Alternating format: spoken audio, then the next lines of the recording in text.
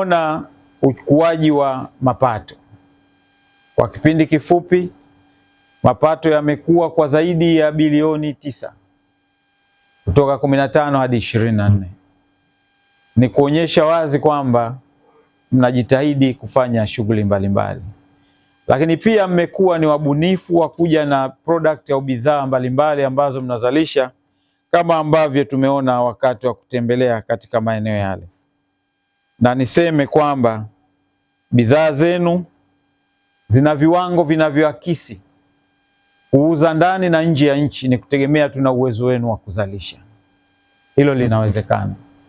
Sasa swala kwa baadhi ya maeneo tumeambiwa ni soko, na baadhi ya maeneo ni teknolojia kidogo, lakini pia na mitaji kwenye baadhi ya maeneo. Naamini kwenye jambo hilo au mambo hayo Mheshimiwa Waziri atakuja kutuelekeza na namna nzuri ya kuweza kuyakabili na kuyafanyia kazi.